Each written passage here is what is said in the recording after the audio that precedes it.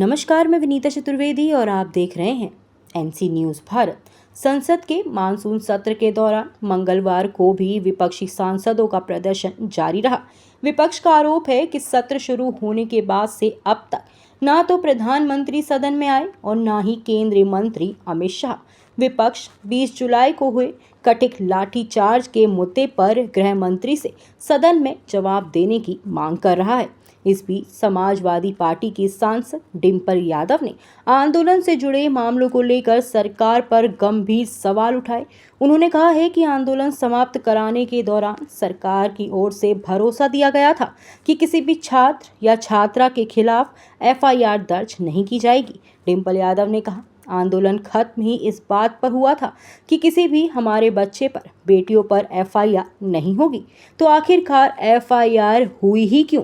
आप तो अपनी बात से पीछे हट गए, आपने तो धोखा दे दिया। उन्होंने आरोप लगाया है कि यदि सरकार ने आंदोलन समाप्त कराने के लिए ऐसा आश्वासन दिया था तो इसके बाद एफआईआर दर्ज होना उस वादे के विपरीत है। उनके अनुसार सरकार को अपने आश्वासन पर कायम रहना चाहिए और यदि कार्रवाई की गई तो इस पर स्पष्ट जवाब देना चाहिए। हुई थी जिस मुद्दे पे जिस कंक्लूजन पे जो बात निकली थी कि किसी पे भी एफआईआर नहीं होगी, तो ये एफआईआर फिर कराई ही क्यों गई? सरकार पहले ही अपने कदम से वापस हटी, आपने क्यों एफआईआर कराई? जब बात ही इस बात की होती है कि जो आंदोलन खत्म ही इस बात पे हुआ था कि किसी भी बच्चे पे, किसी भी हमारी बेटियों पे, किसी भी यूथ पे एफआईआर नहीं होगी, तो आखिरकार एफआईआर हुई क्यों?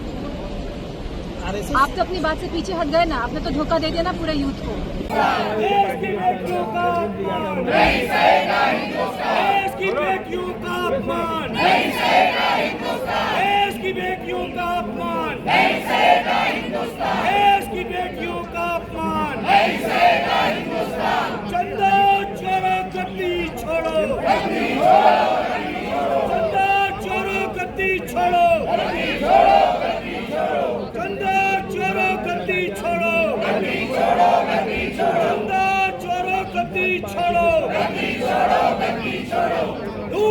दूध का पैसा कहाँ गया? बीजेपी के खाते में। धान का पैसा कहाँ गया? बीजेपी के खाते में। धान का पैसा कहाँ गया?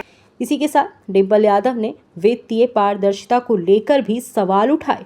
उन्होंने कहा, गुप्त दान का पैसा, धातुओं का पैसा, चंदे का पैसा आखिर गया कहाँ? कौन से संगठनों को चलाने के लिए इस पैसे का इस्तेमाल हो रहा है?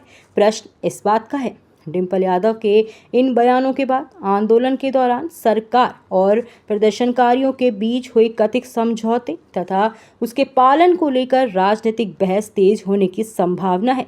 वहीं संसद के विपक्ष अपनी मांगों को लेकर लगातार सरकार को घेरने की कोशिश कर रहा है। पैसा, गुप्त दान का पैसा, धातुओं का पैसा, चंदे का पैसा आखिर गया कहाँ? कौन से संगठनों को चलाने के लिए ये पैसा इस्तेमाल हो रहा है? प्रश्न इस बात का है। और सरकार कोई भी बात को क्लियर क्यों नहीं कर रही है, लोगों के बीच में ला क्यों नहीं रही है? और आखिरकार ये ट्रस्ट के लोग अभी तक क्यों नहीं हटाए गए? और ये पैसा आखिरकार जा कहाँ रहा था? कौन से संगठन को चलाने के लिए रहा था? कौन से संगठन के लिए मॉनेटरी अफेयर्स का मुद्दा बन रहा था, जिससे कि लाइफ टाइम तक ये संगठन चलते रहे? तो सवाल इस बात का है। ब्रिजभूषण को लोअर कोर्ट ने बरी कर दिया।